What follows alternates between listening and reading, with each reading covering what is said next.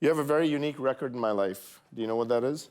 The speed at which I've developed a friendship with you, I don't think I've developed with anyone else. And it's not a function of me. I think it's a function of just how good you are at doing the kind of amount of things that you do on a regular basis. But thank you for coming here. Well, thank you for inviting. Tell us a little bit about, Intel is a national treasure. Intel has gone through some tough times. You are bringing it back again to life, but there's so much that needs to get done. Walk us through the current state of Intel. Where do you think it is? Where do you think it should go? How should people think about it? Yes, I think first of all, I joined the board for 2 years and learned something's going on. A lot of good friends of mine from Intel. And it took me a while to decide to take this role. And they said, you know, that's not easy. A lot of my friends told me that don't do it. And you have a great reputation, in the venture investment that is, you love it. And why take on this one?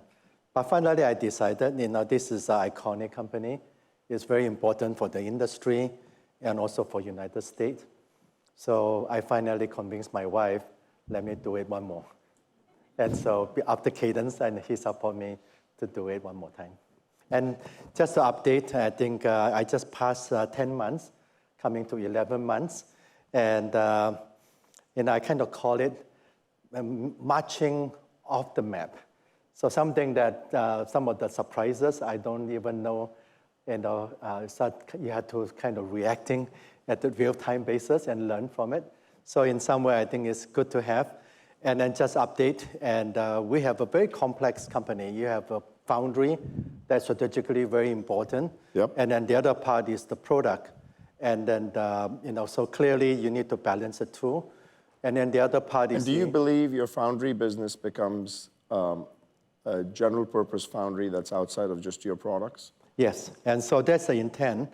And we have the 18A, and when I took over, the yield is quite poor. And so I really get all my friends to help, from PDF solution to KLA in the equipment, to make sure that we have that 7 to 8% yield improvement per month. And 8% yield improvement per month. That's right, and that would be the best practice. And it took me a while. Finally, now I'm seeing 7 or 8% yield per month. So in a way, it's very helpful that you open up the kimono and let people come and help you. And then so I think one is 18A. We just announced the Panther Lake, and then I can really count on my fab to produce that. And then interesting enough, a couple of customers are knocking on my door now, say, hey, seems like your 18A is doing well. We want to be part of that. So I think we are delighted to see the customer want to see that. But we are laser focused on the 14A. And that will be, it's very important. It's 1.4, and this is the most advanced. And we're going to be in the risk production 2028. And then we'll be in volume production 29. And like any foundry, I learned a lot. And you need to have not only the yield improvement, you need to have the variation so they're more predictable. And you also need to have the final product that what is the yield look like, and the bit spin and all the detail. And second part, you need to have all the IP available. If you want to have mobile customer, you got to have all the low power IP to have. Otherwise, you can't serve the customer. So there's something is missing in the past. So I really put something in place, and then so that we can have both, and then serving the customer. Good news is a couple of customers are very excited. 0.5 PDK, this month we will have that. And the customer can use a test chip to work on us. And so I think good news is a couple of customers are engaging heavily, and we're looking forward to serve them. Hopefully, second half of this year, I will see the volume commitment from the customer, which product they want to have, and I can serve them. On the second half, you'll see the volume commitments on the Foundry or on your core products? On the customer. On the products. Okay. So in a way, they need to let me know what products and what volume they need. Got it. Then I can, and the one thing to people will see, because first of all, I'm not going to announce any customer. This is confidentiality. We need to support the customer. And what we're going to do is, when you see me starting to put money into subscript, is a very important material. And then secondly, some of the CapEx equipment I need to have and scaling it. I mean that I have real customer, I've committed to it. That's kind of discipline I have. So on the fab side, to get to mass scale, what does mass scale look like for you, and what's the time frame that you feel like mass scale could happen, where you could be a formidable fab for third-party chips? Yes, so it's a very challenging to operate the two because one is on the product, you have to drive innovation, drive the product roadmap. The other part is really a service business. Culture had to change. And in some way, I kind of tell my team, this is the business of grinding. You know, it's not like you have good innovation, good technology, people will come. You have to grind until something that you prove the yield, they can count on you to make the production, and then their whole revenue, profit depend on it. There's a lot of trust and responsibility, and we have to earn it. So I think those are the things that scaling is important, and that's why I always ask customer, give me the biggest product that you have, the most important product. Give me 5, 10%, 20%, 50%. Let me earn it and earn your trust. And then many of them, I work with them when I was running Cadence, so they trust me. So some way that I think, back to your point, trust is very important for AI. So I think something that even more important in Foundry is the customer trust. Now, if you think about the constraints that are there right now, do you think that the energy constraint is, with power, cooling, all of that, is more severe, or right now is manufacturing capacity? Which one limits growth first? I think in terms of the AI, the biggest challenge, I think, for a lot of my customer is memory. Memory, actually, there's no relief, as far as I know. When I talk to only 3 key players, 2 of them I talk to very frequently. And then they told me that Lip-Bu, there's no relief until 2028. But why is that? Because I think this whole AI is suck up a lot of memory. You know, our mutual friend, Jensen, tonight you can talk to him. Yep. You know, clearly he need a lot of memory for his Robin and the next generation product. And so I think it's very important to have that memory. If anything going to slow down, going to be the memory. So that I think is one. Secondly, I think is clearly, from the compute side, I was very happy to hear that, customers are all crying for more products. And I didn't prepare the production enough to meet their requirement. And so I think people need to find out that in application, CPU actually is more useful in terms of performance for all the compute requirement. And in fact, a friend of mine, he mentioned that Moore's Law double used to be 3 to 4 years, and now it's like 3 or 4 months. So the increase of compute is increasing so much. And right now, my biggest challenge is focus on our production, our supply chain, make sure we can meet their requirement. Almost every CEO, they call me up, Lip-Bu, can I have more? I'm your friend. I'm your customer, the most important customer. I want to have more of that. So I think, somehow it's kind of encouraging for me to see that compute has become very important. And then the other part very important to me is beside memory, beside the compute, and then the other part is the thermal we just talked about, the cooling technology. So in terms of some of the high performance processor, either GPU or CPU, sometimes you have to guide the gigahertz down because your thermal issue and the power management. So those are the ones that you want to find new way of cooling in terms of liquid cooling. Air cooling is not cutting it now. So liquid cooling, microfluidic cooling, immersion cooling. So I think those become very important. The other part you mentioned, I think something that Cisco have is really good, is that interconnect. Yes. It's become very critical. Used to be more in the copper, and Credo Semiconductor and Astera Lab I invest in, but now moving to optical now. Optical. And so optical become very critical. And so that's something that is a new wave because the speed and latency become very important. So that's another issue. The other part of the constraint is the software. And so if you really want to address some of this, like the Moore's Law, you need to really look at the whole full stack. So not just the silicon, and you need the cooling, and then you need to have the interconnect, and then the other part is the software. The open source, I'm very strong belief in it. And then, of course, the CUDA compatibility is very important. And even more important right now is the cluster of GPU or CPU, and then it becomes the clustered manager, the software. And right now, sometimes if we have problem, you don't even know where to look for it. And now there's a lot of new startup coming to me. Say, Lip-Bu, that will be an area that we want to work on so that we know exactly how to solve some of this clustered issue that you're going to face. Kubernetes is great, but you cannot find the real issue there. So I think those are kind of interesting. Being a venture capitalist and running CEO of Intel, it gives me that kind of perspective of what are the new things coming. And quantum computing is another big area coming up, is around the corner. And so something that is interesting to see after AI, we talk about agentic AI, the next big wave is physical AI. The next thing going to be quantum. So I think that's kind of exciting. And so you talked about open source, and talk to us a little bit about your perspective on open source in the United States. How important is it? What needs to happen? Yeah, very good questions. I'm very passionate about the education.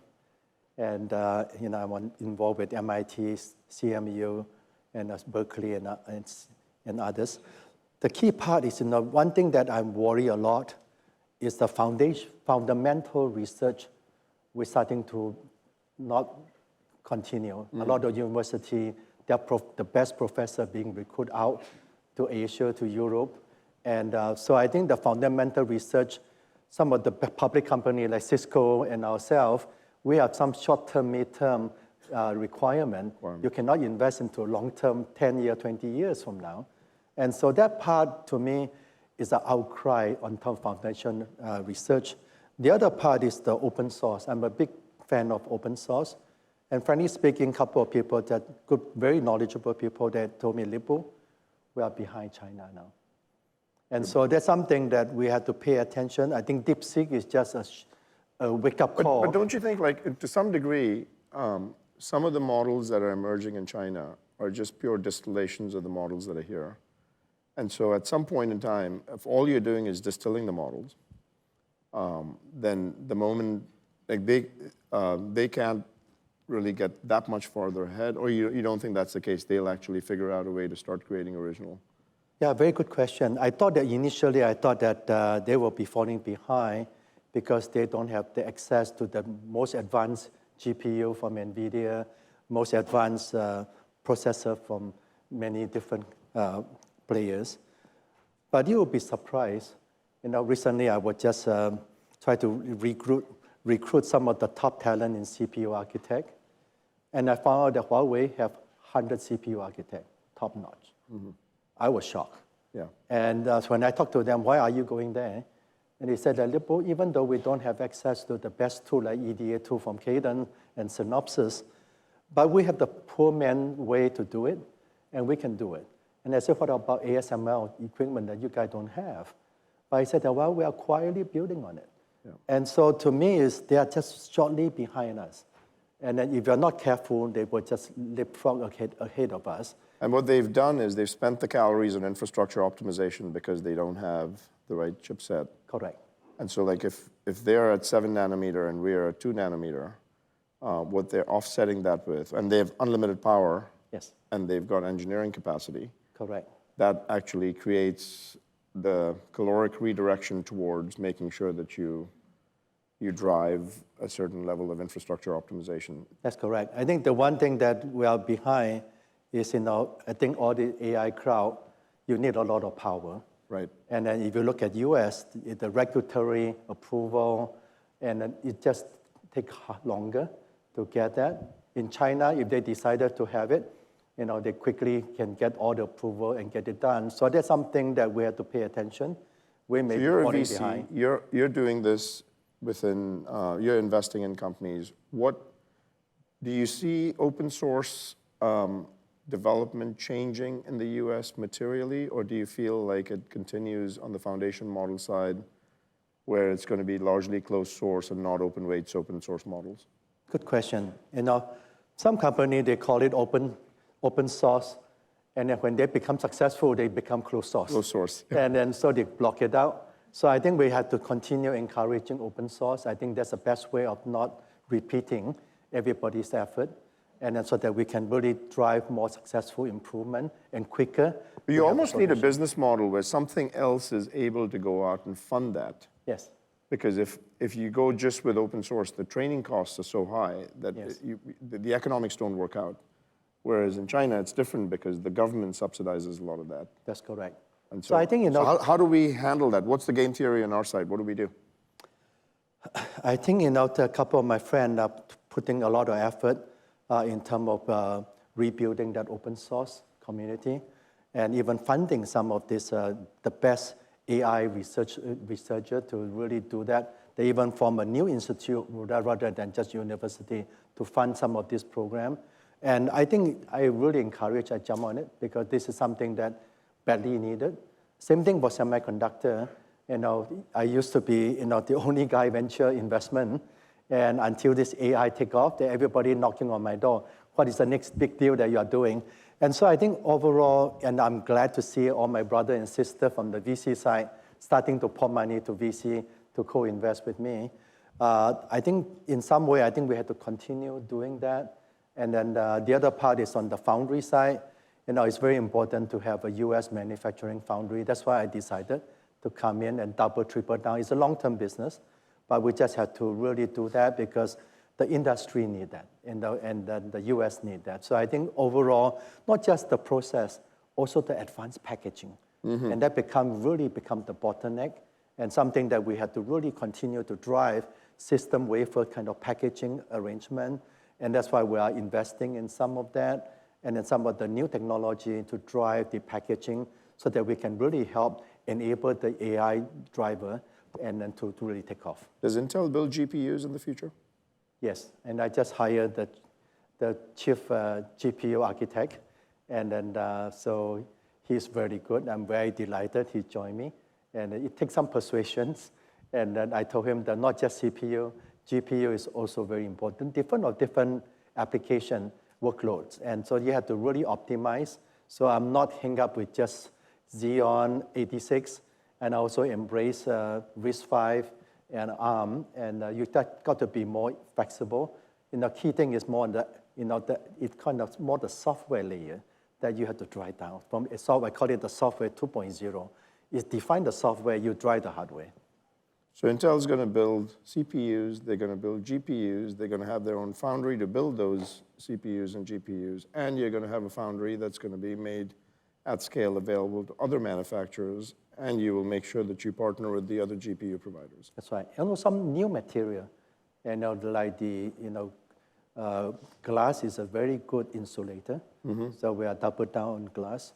And then the other part is artificial, diamond. And that's another good, glass. So I think you just go through the different chemical table. Yep. And find out what are the new material. Like, gallium nitride is very good for RF and then switch area. And so that's interesting. So I think we have to look at different new material. We have to look at CMOS is a little bit run out of steam. So you need to look at some of the new material. And that's why it's very important for me is I have continued to have that curiosity. So starting to look at some of this new thing, think a bit short-term, mid-term, and longer term, and how you're going to make an impact to the industry. So Lip-Bu, you've got enterprise audiences over here. You've got the CIOs, you've got chief information security officers. There's 10 million people that are probably going to be watching this. What advice would you have for people on how they should be thinking about AI and how they should be thinking about scaled infrastructure build out? What would you say to them? Yeah, it's a very good question. So I think we all get excited and also a lot of pressure to adopt AI and then to the enterprise. So I think it's very important to think about what is the problem you try to solve, what is the outcome you want to look for, and then and also some of them like just like Intel, we have a very legacy IT infrastructure. I just recruited the best CIO that I can find, and I brought her on board. And I kind of told her that, look, I think it's a good time to look at the foundation. What are the changes we need to make? You don't just put on top of the old legacy, it's not going to work. And then you have to really undo that and then embrace some of the new AI tool, function by function to really drive the optimizations. But more important is what are the process that you're going to drive the matrix to success. And then frankly speaking, a friend of mine, we're just talking actually, is MIT professor. I'm on the MIT CEO advisory board. And one just mentioned about, if you look at all the AI, the study that he studied is that basically the productivity of the global economy is growing a very small percentage. So we still have to adopt more broadly so that we can really see the productivity go up with agentic AI, with agent, and then robots. It's actually the lowest it's been in, compared to back in the 1800s. And Mark was Andreessen shocked. had it was very eloquent. I was shocked to see the productivity that he showed me the curve. Yeah. I said, oh, wow, I thought that would be much higher Much than higher. that. So I think that's something that we have to think about. What is the end outcome that you want to have?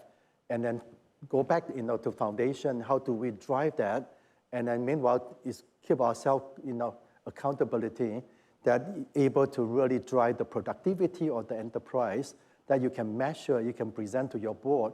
Hey, by doing this, I invest this new technology, actually improve my productivity and improve our revenue growth.